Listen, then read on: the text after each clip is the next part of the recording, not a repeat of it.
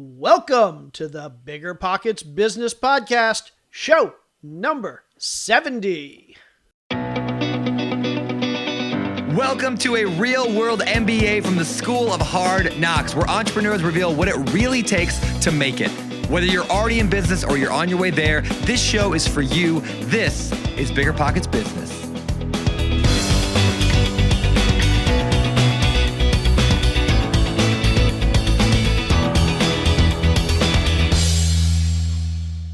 How's it going, everybody? I am Jay Scott. My voice is cracking, but I'm still Jay Scott, just maybe going through puberty. And I am here once again this week with my amazing and beautiful and lovely and intelligent and just my favorite person in the whole world, my wife and co-host, Carol Scott. Oh, what do you want, honey? What was that for? I'm glad you're going through puberty, though. It's about time. My voice is cracking. That is so funny. Seriously, can you believe how much is going on right now? It's crazy. It's absolutely nuts. One would think that, 6 months into COVID, that it would have slowed us down massively, but it's entirely the opposite, right? We've pivoted all over the place many times, busier than ever, and it absolutely seems like just about everybody we talk to has the same exact situation going on. So whoever would have thought that this is where we'd be right about now? Yeah, we're all struggling a little bit, trying to figure things out in this. I hate to use that term, new normal, because that's so overused, but it is. It's a new normal where things have changed, and we're all trying to figure it out. And one of the people trying to figure it out is this week's amazing guest on our amazing podcast. Amazing. Well, she's amazing. The podcast is amazing. Anyway, our guest this week, her name is Sabrina Rosenberg. She is the co-founder and currently the sole operator of a childhood store, and they make organic, non-toxic, eco-friendly, sustainable crayons for kids. And one of the most common pieces of feedback that we've gotten on this show from our listeners is that we need more businesses that are in their early stages. And so that's why we were really excited to get Sabrina on. Sabrina kind of took over this business, and she'll talk about who she took the business over from and how that all worked out in the episode. But she took over this business basically in February, March of this year. So she's only a few months into growing and building this business. And so this is a great episode. We talk about everything from the struggles of trying to do everything yourself at the most difficult and the most important time in your business, and that's the beginning of the business. We talk about learning to navigate all different sales channels. So Sabrina and a childhood store, they're trying to sell through Amazon and Whole Foods and on Etsy and through their website. And so early in the evolution of the business, she's doing everything herself. And so she talks to us about how she navigates kind of doing everything herself and how she manages and budgets her time. We talk about scaling and how it can be difficult to scale early in a business, but how it's so important to scale early because that's what really sets your business up for success. And then towards the end, we talk about probably the single most important yet single most simple piece of advice you're ever going to hear, but it's a piece of advice that we all need to keep reminding ourselves of over and over. So listen for Sabrina's amazing piece of advice for any entrepreneurs out there that are getting started, that are hitting roadblocks, but are potentially struggling. So just a great episode. If you want to learn more about Sabrina, about a childhood store, about anything we talk about in this episode, check out our show notes at biggerpockets.com/bizshow70. Again, that's biggerpockets.com/bizshow70. Okay, without any further ado, let's welcome Sabrina Rosenberg to the show. And let's welcome Sabrina Rosenberg to the show. How you doing today, Sabrina? I'm great. How are you? We are doing fantastic. I'll tell you what, we are so looking forward to chatting with you today. You have such an awesome story, so much wonderful knowledge to share, and so much great expertise that our listeners are going to absolutely love. So we're going to dig into your background and more about your journey. But before we do that, Sabrina, will you please set the stage for our listeners? What is your company, A Childhood Store? So we are a childhood store. I make handmade soy and beeswax crayons. So we make them in all different shapes and sizes. I have bunnies and ladybugs and fish and triangles. And we also make create your own tote kits. So they're tote bags that are screen hand printed. We do crayons with them, and they actually are a kit so that you can then seal the coloring on the tote bags, and people can then take them to the farmer's market or the grocery store, or eventually I'd like to do lunch boxes with them. So something kind of cool to do. That Excellent. is really cool. Go ahead, Jay. So yeah, I was just going to ask. So we were talking earlier, and your involvement with the business. You actually didn't start the business yourself. Your involvement with the business has been since near the beginning, but relatively recent. So can you give us a little bit of backstory about how the business started and your involvement as the business has evolved? Totally. So my sister created the business actually in 2012. So it's been a while. She created the business. She was recently stay-at-home mom. She was working as an art teacher previously before that. And she is the most creative human I've ever met in my entire life. And so she was trying to find some fun things to do with her kids as activities. And she came across crayon making, I'm sure online somewhere, because my sister is the queen of being able to figure out YouTube videos and finding all kinds of fun stuff on there. So she started making crayons, and in 2015, she officially made it a business. So based out of Baltimore, she started online only, mostly Etsy stores, but did a lot of craft fairs and that sort of thing. And for her, it was something to do at home. She has 3 kids, and she needed an outlet of some sort of job that didn't revolve solely around her kids, something that kind of was a little bit different. And so she started branching out and doing that over the years. Because she is a stay-at-home mom, her life definitely being as having kids takes over. So there was a couple years where she didn't do as much in it and then would come back to it. And in 2019, she had actually thought about stopping it altogether. But then in 2020, she was approached by Whole Foods, and Whole Foods had asked her about carrying her crayons in 2 different stores in Whole Foods.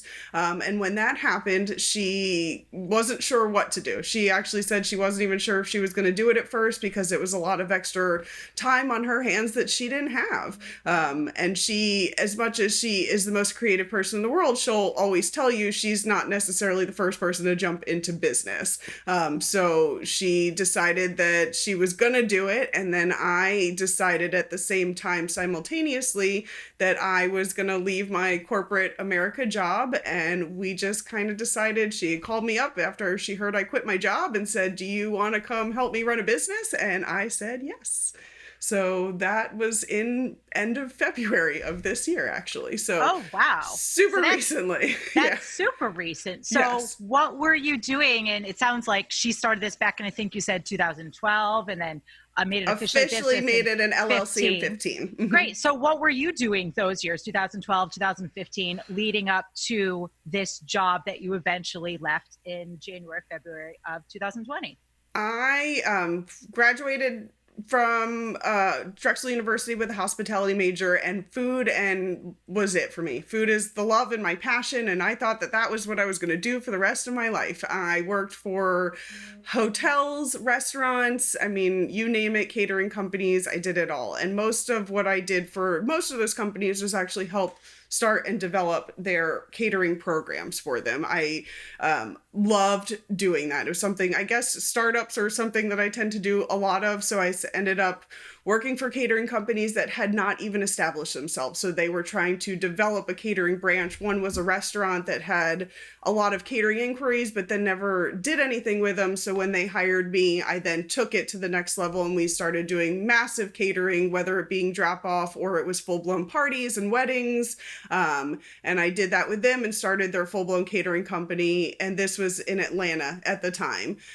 Then I got approached by a very high-end event company in Atlanta, who I then stayed with for about 6 years and did a lot of celebrity events, high profile events, design, decor, food. I got to do some amazingly fun things and I loved it. And then I had kids.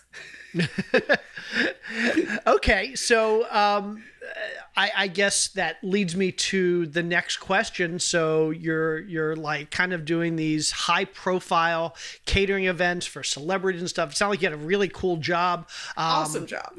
Yeah, personally, anything involved with food, I would love. But then you had kids, and so clearly come 2020, beginning of this year, you made that decision that it was time to move from this catering world to working with your sister in a startup crayon making business. So what was your thought process? What was the difficulties you went through, if any, making that decision to kind of transition your life from the thing that you had been doing for many, many years to jumping into a startup business? It was petrifying, honestly. I for a long time was miserable. My entire family saw how miserable I was. The hours I was making amazing money, 6 figures, doing really well for myself. I was running people's catering company. We had moved to Florida at that point, so I'm in South Florida. And I was doing really well for myself. I never saw my children. I was working 7 days a week. Even on my days off, I would be on phone calls, the whole 9 yards. And it was just not a life. I wasn't being the mom I wanted to be. And I was really struggling with trying to figure out how to balance life. And my husband was really good. And one day I cracked. I called my husband and I said, I can't do it anymore. And he said, okay, let's figure it out. And I did. And so in the beginning of February, I left my very corporate high paying job and had no idea what I was going to do with the rest of my life, but I was going to figure it out and I was bound and determined to be home and around for my kids. So that's kind of what happened. And then when I left, I took 2 weeks off of, I was not going to do anything, but I am very much a workaholic and I don't sit very well and life takes over. So my sister approached me, and then I also do books for people on the side. I do a little bit of everything because I don't sit.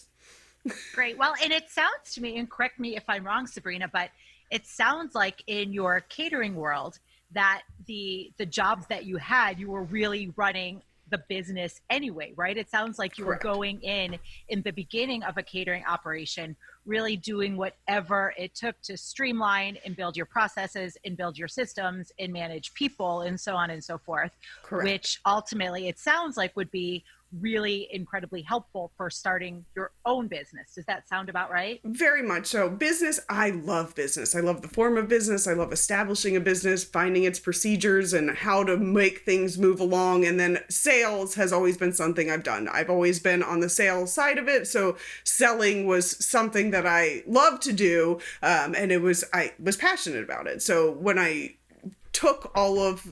left, I took all of that, and knowing that I was going to join Katie, she knew how much I was good at business and how much I enjoy the research aspect of it. And there's a lot of research that goes into putting and developing your own business. I mean, there's so much work into it that you don't even realize until you dive into it. But I thrive on that. I love that. That makes me super excited. So trying to find new things and learning new things every day is kind of my motto in life. We make it work and we learn it all and we figure it out from there. Okay, so let's fast forward to January, February of 2020.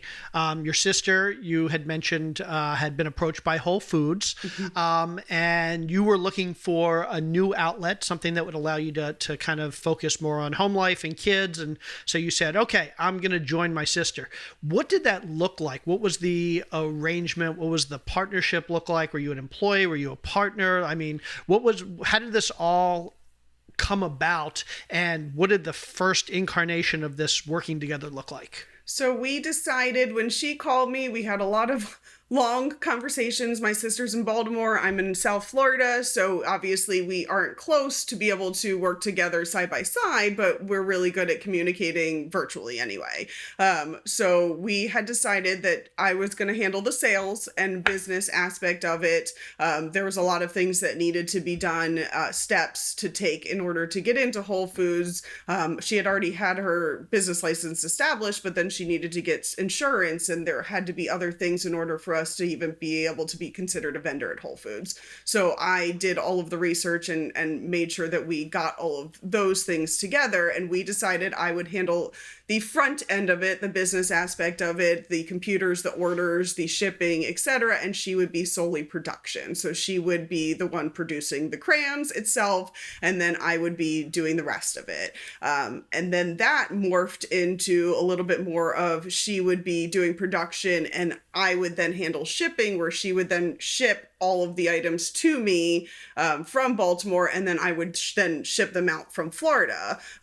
We then morphed into other forms of it too.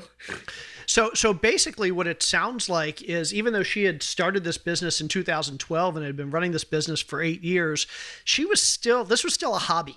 It doesn't sound like, and I don't mean to demean your sister, but basically in 2020, after 8 years of running this business, she didn't have insurance and she was still kind of figuring out all the fulfillment processes. So it was like she hadn't really taken this to a full-fledged business at that point.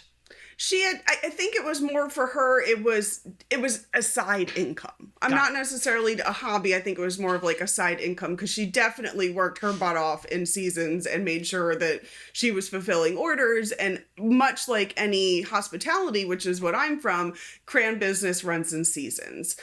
Just like any product sort of thing. Obviously, holiday seasons, you have a lot more inventory. Summer months tend to be a little bit slower. Any product pretty much seems to run that way, is what I'm finding. And obviously product world is very similar, which I didn't realize, to the events world and the hospitality industry. It's something that I've learned, that because I know this, I now figure out how to know this world too. Got it. Okay, so the original arrangement was she was handling kind of the production and the product development. Then she would ship you the products, and you were doing the marketing, the sales, the fulfillment, kind of basically all the back end stuff, and kind of running the business. You were the business person behind the business. She was more of the product person behind the business. Is that about right? That exactly. Okay. And so that was earlier this year. How did that kind of morph and evolve? Is that still where things are today, or did things change? Things changed. So obviously when COVID hit, it threw us for a loop. Like everybody else in the world, COVID has affected everybody, I think, in so many different ways. And for a childhood store, it affected us a lot.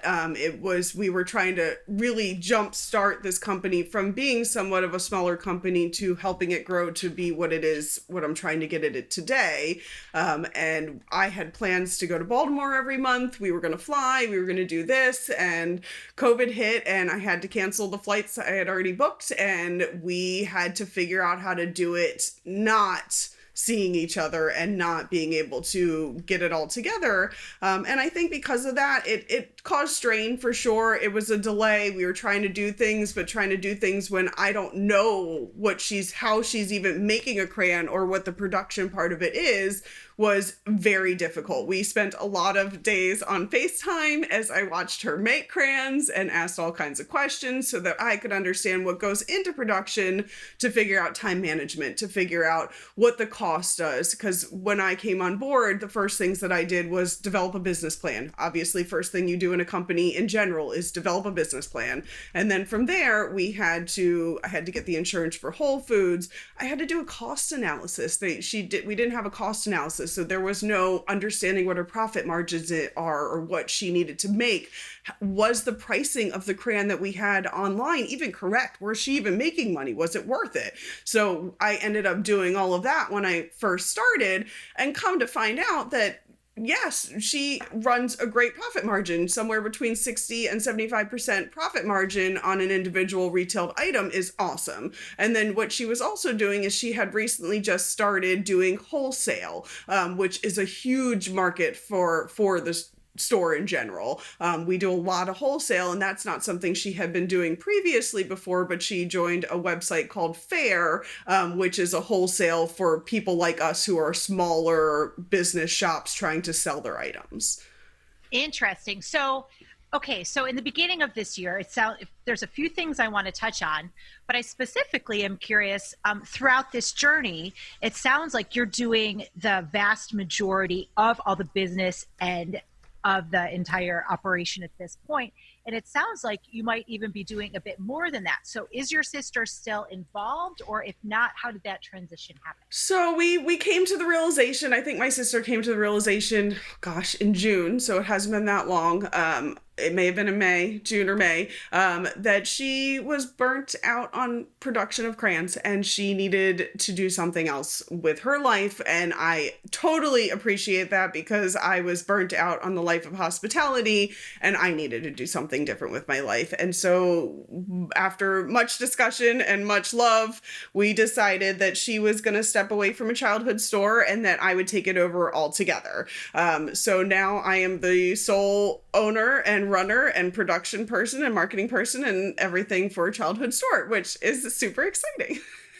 That's awesome. And I want to hear all about like what's happened since you've taken it over. But I do have a question because I know that anytime you're dealing with partners and family and business, things can kind of get icky. Doesn't have to, but I know it can. And so you're basically came in and you're partnering with your sister that she's had this business for 8 years and then she departs. What did that relationship, what did the agree, I don't know if there were agreements. I mean, what's the agreement now? I mean, do you own the business 100%? Does she still get some amount of royalty or does she own part of the business? What was the agreement when she decided to step away? So being that the business 2019 really didn't have any sales, the business itself hadn't made a tremendous amount of money. So what we agreed upon was that I was going to be the sole owner. I would take it over. I've actually changed the LLC and established everything in the state of Florida now. So it's all under my name in the state of Florida and no longer in Baltimore. And so we agreed that I would definitely, as I grew the business and made more money, I would pay her royalties 100% because she is my sister. She developed it. She's the creative.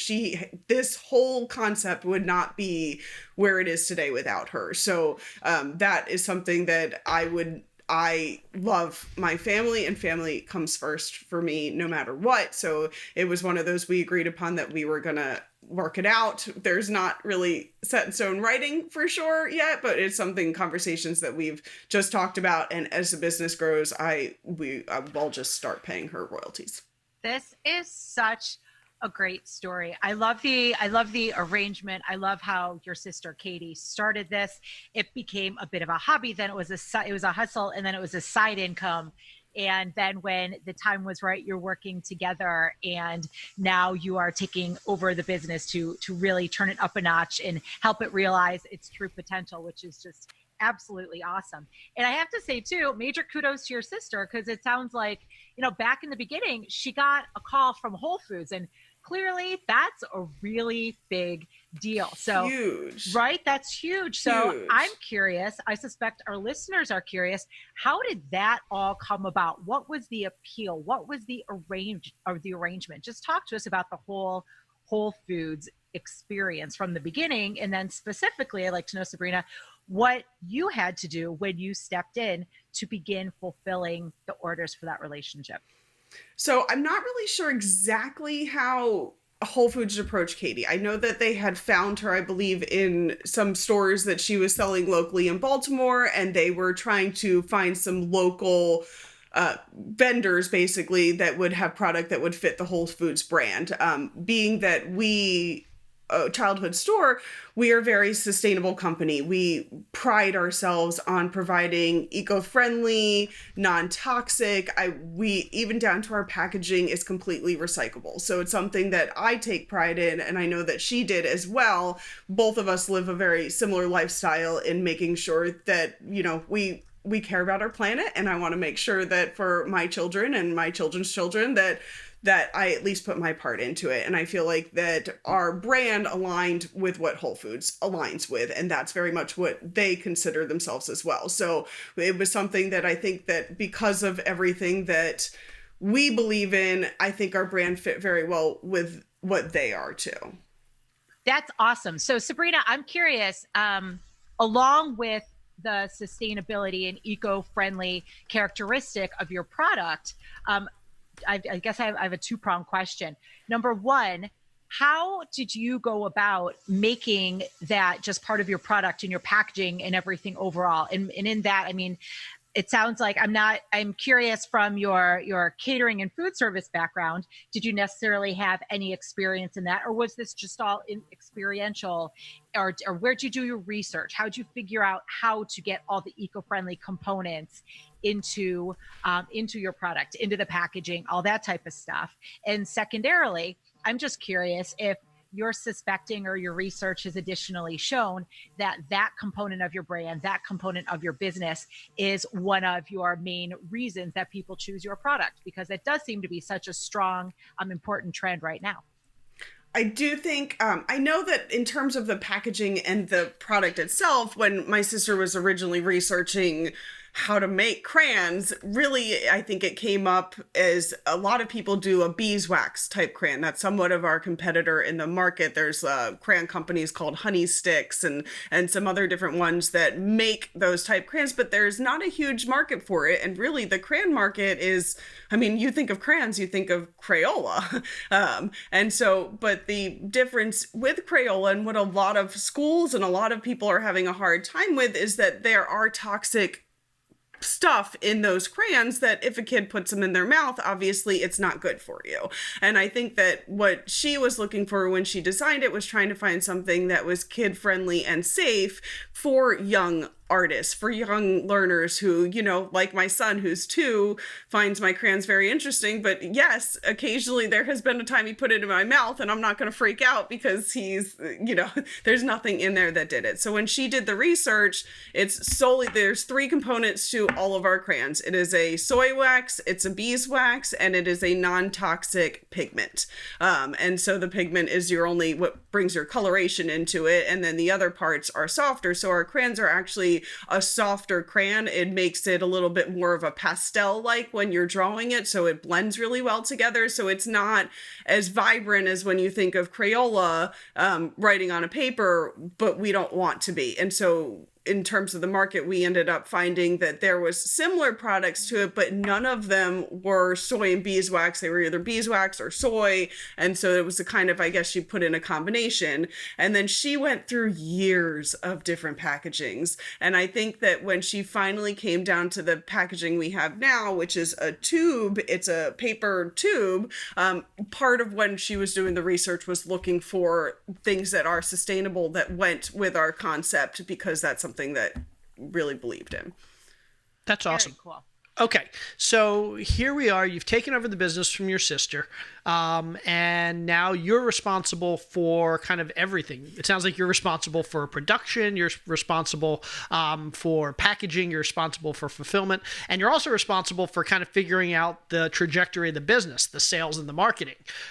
What is your plan for doing all this? Did you hire people? Did you bring in other people? And you're doing all this. Here's the crazy thing. I assume it's at least March of 2020 now, so COVID has hit, and so basically you're now in the middle of a pandemic, so I assume that makes everything else more difficult. So kind of where and when are we? March, April of 2020, and what's going through your mind? How you're going to grow this business? So obviously with COVID, a lot of the crayon kind of small business aspect, a lot of people do craft fairs. Obviously those don't exist when there is COVID. So a lot of that got taken off the plate, which is a good resource of income for my type of business. So what I started doing was finding virtual things, trying to figure out how to virtually get us in the market a little bit better. And then obviously what better to do that than Amazon. So I have actually recently gotten myself on Amazon. I'm in the midst of fulfilling everything so that I can get it to their fulfillment centers so that we can be on Amazon as well. But it was really pushing a virtual market. there's been a tremendous amount of virtual craft fairs that I am starting to participate in because it's a big source of income. We actually did one in March when all of this hit. We had signed up for a regular craft fair, and then COVID hit, so then they transitioned it over to be a virtual craft fair, and within that day we booked $1,500 in sales for crayons, which is awesome for us. So that was something, continuing to grow and do those things online. It was having an online presence, which unfortunately when you are one person such as my sister trying to do the production, do everything, marketing tends to fall a little bit to the wayside, which is not great because in any company, marketing is the number one thing to be able to get your name out there and get sales for you. So excellent. So to follow up on that a little bit more, and first of all, you glossed over something that is, again, a really big deal. You set up an Amazon store, and I want to dig more into the nuts and bolts of that. But before that, right, that's like, again, a really big deal. That was a full-time job in itself, trying to figure out Amazon fulfillment and how to do it. I mean, it took me a solid month trying to figure out how to input all of our items and what I was doing wrong. And finally, everything's in there, which is very exciting. And now I just have to make enough product to ship to them. Yeah, I know a lot of people that sell on Amazon, and literally learning to sell on Amazon. And these are people that are like buying products from China or buying other products. So just learning the fulfillment and the marketing and the entry, data entry side of things is ridiculous. And then on top of it, you're actually running the rest of the business here. You're not just importing somebody else's products. So that's crazy. Dealing with Amazon was definitely a learning curve for sure. It was definitely a full-time job of trying to figure out implementation, what products, how to even put it in their Excel spreadsheets. I read more YouTube videos and online anything to try and figure out what I was doing wrong. I think I even signed up for some free classes to show me how to do Amazon fulfillment, just to try and figure out what I was doing. And eventually one day it just clicked and I got it and started adding in all my products. And now all I'm getting ready to do is fulfill it enough to be able to send it to their fulfillment centers. I chose to allow them to ship it, so one less thing I have to deal with. That's really cool. I think there is so much valuable information in this whole, well, so many things, but specifically this whole nugget about Amazon right now, Sabrina. And it sounds like you had a big learning curve. And you mentioned that, for example, you signed up for some free online courses. Can you make some recommendations to other listeners who might have thought about doing something like setting up an Amazon store? Like a few things, like what type of steps did you take and what would you recommend other people do? What type of learnings or what challenges did you have that you can advise other people to avoid? Do you have any of those like little nuggets that might be really actionable and useful? I ended up doing what I found most useful was the YouTube videos. They literally took me a step-by-step of how to input each product, what I needed to do with it. So that is what I ended up using the most resources as, is finding YouTube videos. And that really helped me figure out what I was doing wrong, because it is, they give you an Excel spreadsheet template basically, and then you have to fulfill, and it is this huge, massive thing that you don't even know what they're talking about. So then you have to take their index and try and figure out what each individual code is to then try and input it in to try and figure out. And finally, after watching several YouTube videos, I found it much easier. We only currently have 15 products, 15 things that we offer. So it was just easier, instead of taking their Excel spreadsheets and trying to figure out the inputs and what the code was and why it was wrong. I just did it step by step and just did an individual product at a time, even though that takes a lot longer to input. Ultimately, it was shorter than trying to figure out their spreadsheets. Great. That's an awesome tip. Go ahead, Jay. Yeah, so I was just going to say, it's again, I go back to the fact that you're now kind of doing everything yourself. You're developing, it sounds like 15 different products.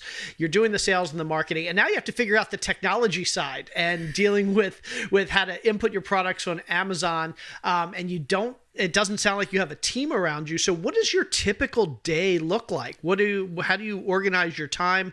How are you being as efficient as possible? I wake up early, very early. I also am a stay-at-home mom. So I have 2 kids home with me. I have a 3-year-old and an 8-year-old. And right now, obviously, no school, no camps, no nothing. So we're home a lot. So wake up with 2 kids. I get them breakfast. I make sure everybody's good. And usually at that point, I start making crayons right away. So I do all day production. I am also super lucky. My mom lives very close to me in Florida, so she has been a saint and is better. I mean, I don't even know what to say. My mom is the most amazing human in the world, and I couldn't do life without her. And she comes over every day and she helps me package crayons all day long, every day. She sits here and listens to her music, and she packages boxes while I make crayons, and then I get online and I start doing all of my emails and sending out my lists. I get all of my orders together. Right now I'm putting them in spreadsheets or writing it on my whiteboard that sits next to me so I know what my to-do is today. So I give her to-do every day of what she needs to package for me, and she packages them for me. And then I have luckily recently, within actually the last week, very good friend of mine is helping me now. So he's being able to help me with my website development and making it a little bit better. We sell currently on Etsy as our retail. And then we also do wholesale, like I said, via that fair portal. So that's kind of, he's been helping me really expand that. So within the last week, I've gotten help. But prior to that, it was me waking up, doing crayon production, then switching over to the computer. Then at night, my husband would sit here and help me package crayons all night and cut squares and do all the things that needed to do packaging. So my poor husband, who works a full-time job, comes home and then he packages crayons with me all night.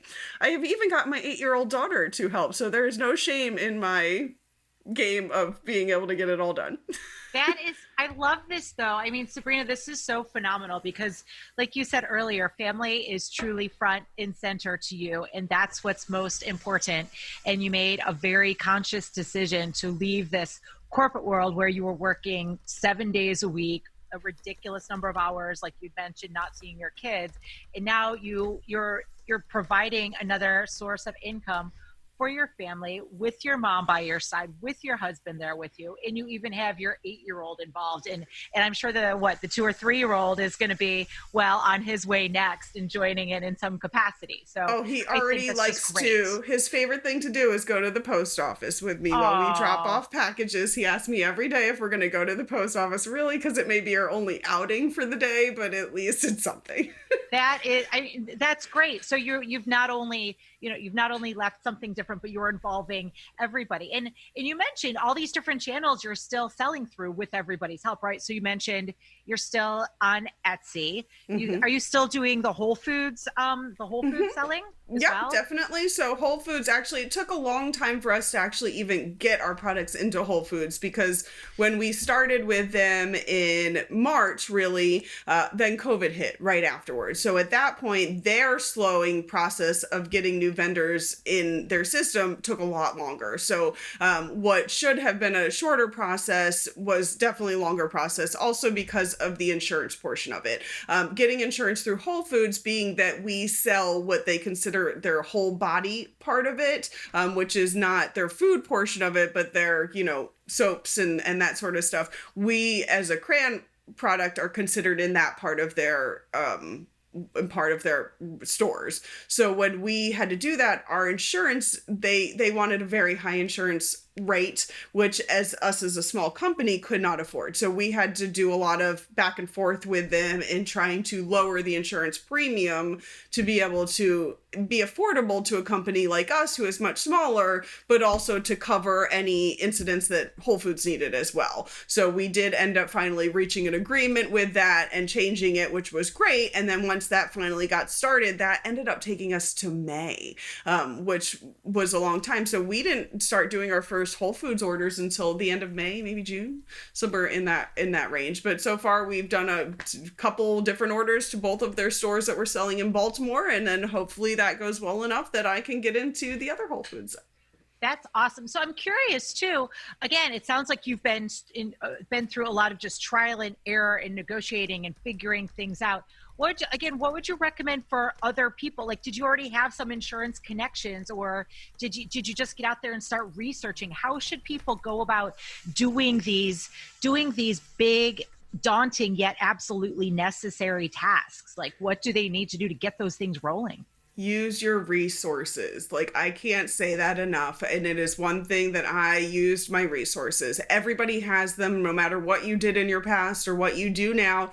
Use your resources. When it came to insurance, I reached out to a friend who, it's just through family friend that they had a business, they offered insurance. So that's who we went with. And I did that throughout my entire, everything that I have done to learn this business. And I'm a learner. I love to learn. I want to find new things. So every day, regardless, I'm learning something new and I enjoy it. It keeps me on my toes and keeps me different, but it's fine. I do a lot of research. I mean, Google is probably my best friend at this point in trying to figure out, because the world of doing products and sales and shipping internationally and all these things I had never done before. But you can figure it out easily as long as you do your research, and you have to put your mind to it. You have to actually want to do it and figure it out versus just kind of saying, oh, I can't do it. That is, I hate that answer. My kids do that all the time. I can't.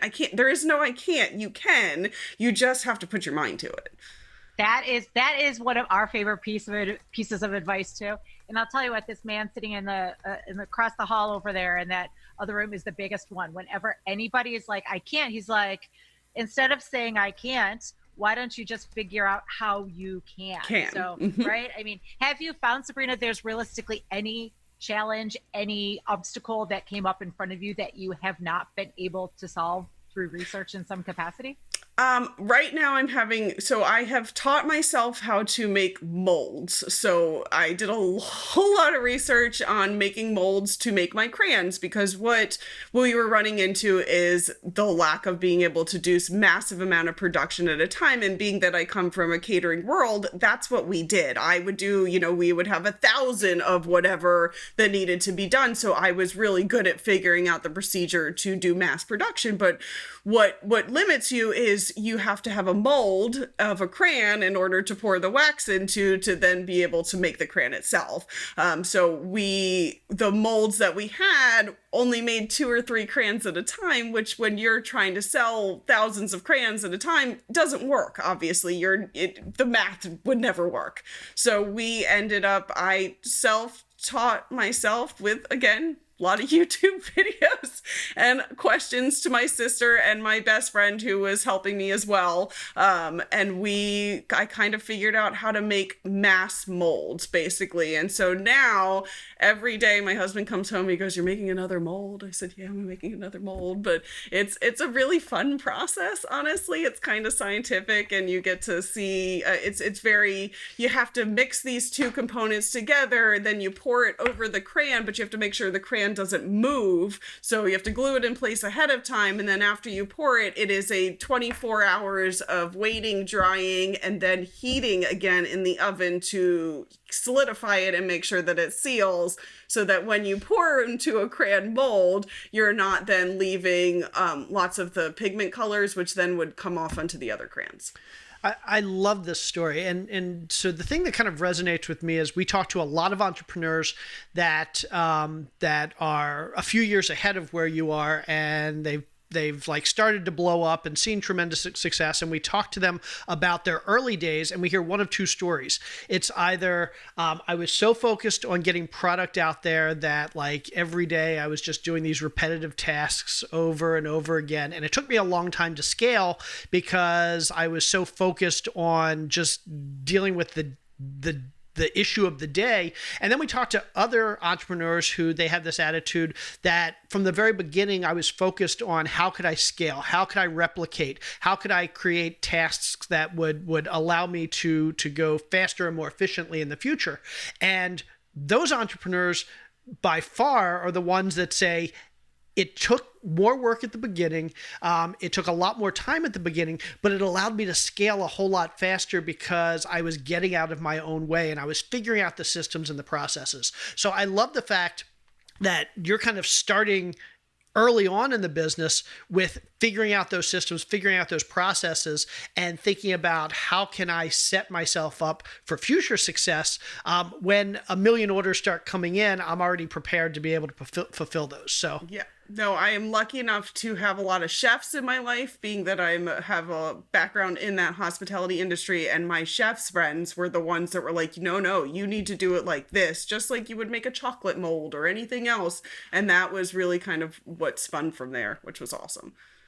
Love That is that. really cool. I'm sitting here picturing too, side note, Jay, remember when we went to the Jelly Belly Jelly Bean Factory in California a couple years ago? I certainly do. Right? And I'm picturing Sabrina in her kitchen with like these huge molds that just do tons of crayons over and over and over, just like the bajillions of jelly beans that were produced simultaneously, where you walked into that factory and it was such a massive sugar rush that just hit you in the face. And so now, of course, I'm thinking about your friends in the who are the chefs, who are talking about the chocolate molds and how you're able to take all that knowledge and those resources and those connections and bring that into your crayon business. It's just fascinating how life sometimes comes so massively full circle, doesn't it? And so Yep. I just love that component of it. So you mentioned earlier all these different avenues you're selling through. Will you talk to us a little bit more about, I think you mentioned it's called Fair or something, that's wholesale. I've never heard of that. Jay, had you heard of that before? I have not heard of that. This is so massively interesting to me. Can you talk a little bit more? I think this is just so new to this space of what we've talked with people about. Talk to us more about Fair. I think that's an interesting, it'll be an interesting nugget for our listeners. So Fair is a wholesale market for retailers, basically. So for a lot of people sell on Fair, which is what I do, and then a lot of people buy on Fair. So it is a way for smaller businesses to connect with each other to purchase each other's products, basically. And they are meant for smaller businesses. I mean, they're meant for your moms and pops type shops, not necessarily the Whole Foods or those sort of things. You can get resources to find bigger retailers on things like Range Me, which is a much larger to be able to connect with large retailers like Target and Bed Bath & Beyond and that sort of stuff. But then Fair connects you to smaller people, basically. And so how Fair works is you don't pay a monthly fee for them like you pay Amazon. You have to pay the $40 a month and then you pay the commissions from that. Fair is just solely commission based. So basically what I sell, they'll either take a 25% commission from the sale, and then they include the shipping portion of it with that. Or if you resell to somebody multiple times, they take a lesser commission, so it's only 15%. But then they also have something called Fair Direct, which is you reach out to these wholesale retailers directly. You don't pay any commission to them, but you can still do it through Fair. There are other resources. There's something called Candid, I think, is out there. I've done my research on some of them, but honestly, I think Fair does a really good job, and I've gotten a lot of business from it. I mean, at this point, Katie had just started Fair, I think this year. It was a very new thing for her. Previously, Etsy had actually done a wholesale component to it, which I don't think she liked very much. So when she decided to come back into the business in January 2020, she, I think, ended up jumping on with Fair, which has been an amazing resource in order of getting our name out there in general, too. I mean, I sell to all kinds of places. I ship mostly West Coast, California and Oregon, and I do a lot in Middle America too. Businesses I would have never been able to get in touch with without this. And I think that's so powerful as well, because I think a lot of times businesses that are just starting to really grow in that, they don't necessarily realize there's a middle ground as far as retailers, right? They see the Whole Foods, they see the Costco, they see the Bed Bath & Beyond, they see the Target, but I would suspect that's really not the easiest thing in the world to make happen. So It sounds like this is a great step kind of in between to get that growth, to get those systems, to get those processes, so that eventually you're even more attractive to those really big box type of outlets. And the good part about Fair is you set what you want your bottom line to be. So like you can set what you want your price minimum order amount to be. So you don't get screwed basically. So I mean, we set it to make sure that I have a minimum order so that I'm not just sending out 2 crayons. That would be silly. I might as well just go retail for that. If I'm selling wholesale, it needs to be a larger quantity to make it worth it. Great. So it sounds like it's really collaborative. Definitely. Yeah. Excellent. Excellent. So you mentioned that a bit earlier that you had to figure out international shipping. You're talking about you've been on the West Coast or the Midwest. You're wholesaling to these different companies through Fair. You've got a lot going on in just this first year. And what's coming next? What is coming down the pipe for the childhood store? Childhood store is growing and will continue to grow, and I am bound and determined to make this a successful. The next thing you know, you're going to see us and be a Crayola of the organic world, and I'd be good with that. We are working on it. Really, holiday season is something that we are working on tremendously. I'm trying to get out all of my holiday stuff. So trying to do Halloween. So next thing you'll see is I've got Saturday coming up. I'm doing promotions for starting September for my new Halloween line. So there'll be a new Halloween line. I did a sneak peek preview of it on Facebook and Instagram. I do a lot of, my posts on Instagram and Facebook, just trying social media, getting my name out there. And then holiday season, I've got some virtual craft fairs. So please visit my website. There's some awesome virtual craft fairs that I'm going to participate in over the holiday season. And really after that, it is trying to get into larger markets, trying to use my resources. I spent, like I had mentioned before, there's a website called Range Me that gets you in touch with large retailers. It's not cheap. You actually have to pay for it. So I did put some resources into that so that I can get in touch with some larger retailers to be able to grow my market beyond just the Etsy's of the world. Love it. Absolutely love it. Okay. Well, this has been amazing. But we are about to that point in the show where we want to jump into the 4 more segment. And that's where we ask you the same 4 questions that we ask all of our guests. And then the more part of the 4 more where you tell us where we can connect with you, learn more about your product, learn more about your business. Sound good? Sounds great. Excellent. Well, let's start with question number 1, and I'll take that one. So, Sabrina, what was your very first or your very worst, I'll let you decide, job, and what lessons did you take from it that you're still using today? I'm going to go with my very first job. My very first job, I worked at Greg's Bagels in Baltimore, Maryland, and Greg's Bagels was the most amazing job I've ever had in my life. Actually, somewhat forward thinking, does a lot of what I do now. I sat in the back and I was the person that formed and dredged the bagels. And so we had a gentleman who made the bagels, and then we would then go ahead and put them in the boiling water, take them out and form them. And I did that for 4 years, actually all my high school career. I started at 14, got my worker's permit, and then I worked there until I graduated high school at 18. And it was the best job I've ever had. I still keep in touch with some of the people at Greg's Bagels, and it was a community there for sure. Oh, that is so much fun. I love that. Okay, I will take question number 2, Sabrina. What would you say is the best piece of advice that you have for small business owners or young entrepreneurs that you haven't mentioned yet today? Don't give up. I mean, really, honestly, every day is a struggle. I don't get it wrong. There are days I cry. There are days I scream. There are days I laugh, but I'm not giving up, because if you don't give up, you're going to succeed. I mean, you just have to put your mind to it and actually make sure that you make an effort for it. Awesome. Love that. And I think it's funny how simple that piece of advice is. But there is no successful person out there that gave up. By definition, if you give up, you are not successful. Exactly. Question number 3. Any favorite books, business books, or books related to your business that you might recommend to our listeners? Books these days, I don't get to read a lot of. I will be very honest. If I'm reading anything, it's We Are Wonders or some kid's book that my children are reading. That's what we read these days. I have been doing a podcast. It's called The Product Boss, that I would highly recommend. Honestly, it's been super...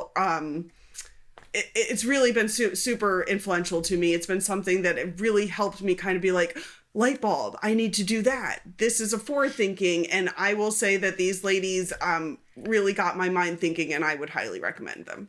Well, I'll tell you, these days, a podcast recommendation is often just as good, if not better, than a book recommendation. So that's great. Excellent. Thank you. Okay. So this is the fourth and often my most favorite just because it's a fun one. What is something along the way in either your personal or professional life that you've splurged on that was totally worth it? Oh, God. Personal life? But that was kind of more for my husband. So I did end up at 30 when I first met my husband. He was a very avid motorcycle rider. And then when we got together and we moved to Georgia, he sold his motorcycle. So then on his 30th birthday, I splurged and surprised him and got him a motorcycle and had them ride it up to our front porch door and pull it into the driveway. And he about had a heart attack. So that was my loving husband. Now, fast forward, 10 years later or something, that motorcycle is long gone. We had children and it went out the wayside. Wow. But So your splurge was for somebody else. Wow. Seriously. No wonder he's up at night cutting squares, making sure they fit properly. He does still tell me about the motorcycle every once in a while. He's I'm going to get a new one eventually. He's still working it off. Right, exactly. Nice. Well, that was the 4. This is the more part of the 4 more. Tell our listeners where they can find out more about you, more about your business, more about your products. Where can we find you? Check us out. It's a childhoodstore.com is our website. A lot of that is in the midst of being updated and adjusted since recently. Obviously, a lot of it has Katie on there, so we're kind of transitioning over that a little bit. But Facebook and Instagram, Facebook, it's also a childhood store, and Instagram is also at a childhood store. So please check us out on all of those websites. And we do I've been trying to post as much as possible on the social media networks. And then the website, you are able to shop directly on the website, or you can visit us on the Etsy shops as well. Awesome. And are you live on Amazon? Not yet, but we will be. I'm live. You just have nothing to purchase yet. So you're live. You'll see me if you look me up. But then as soon as I send everything out to fulfillment, you will be live on Amazon. Okay. So in the meantime, a childhoodstore.com or Etsy. And Yep. pretty soon, Amazon.com. Awesome. Sabrina, this has been fantastic. Congratulations on your growth and your recent success. And I would love to have you back in a year or two because I want to hear about how the business has grown and evolved because I'm really excited for this one. I would love to be. So thank you guys so much for having me. I thank you so much for giving me the opportunity. Awesome. Thank you so We've much. learned a ton. Thank you again, Sabrina. We'll Thanks talk to you so soon. much, guys. Have a good day. Bye. Bye. Bye. So, Carol Scott, what did you think of that episode? Oh my goodness. You've got to absolutely love the way Sabrina realized she was spending all this time, all this energy away from her family to build businesses for other people. And she just had enough, right? She was just like, I don't see my kids. I love what I'm doing, but it's just not worth it anymore. And then she partners up with her sister and then grows this into this whole new business in which she has her entire family involved, right? So it's just, you love to see everything coming full circle. You love that she's still challenging herself on a daily basis and just continuing to persist and research and do whatever it takes to get this business off the ground and create something awesome. I just absolutely love her story. Yep, I agree. And I have a feeling that we're going to be revisiting this business in the next year or two, and we're going to be very pleasantly enthused with the story as it progresses, because there's no doubt that Sabrina is not going to quit. and this business is going to grow, and I can't wait to see how. So everybody get out there and support Sabrina and a childhood store. If you have kids, go buy them some non-toxic, some eco-friendly and sustainable crayons. You can put them in their mouths and it won't even hurt them. Yeah, I mean, come on. What a great project for during COVID. Although, let's be honest, I mean, wasn't the best part of our childhood chewing on toxic crayons? Jason, that explains so many things. So many things. It's all crystal clear now. It all makes perfect sense. Eating too many crayons. You're ridiculous. that You're was truly, truly ridiculous. All right, come on, let's wrap this Okay, up. we're gonna wrap this up. up. Wrap it up. Okay, everybody, thank you so much for tuning in again this week. We appreciate you, and we appreciate your feedback, and we appreciate you listening, and stay happy, stay healthy, and thank you. She's Carol. I'm Jay. Now go find ways to get your whole family involved in your great stuff today. Nice. You like that? I like that. Very we nice. all have to appreciate our families and being together because that's really what matters. Everybody, thank you for tuning in. We'll see you next week. Thanks, everybody.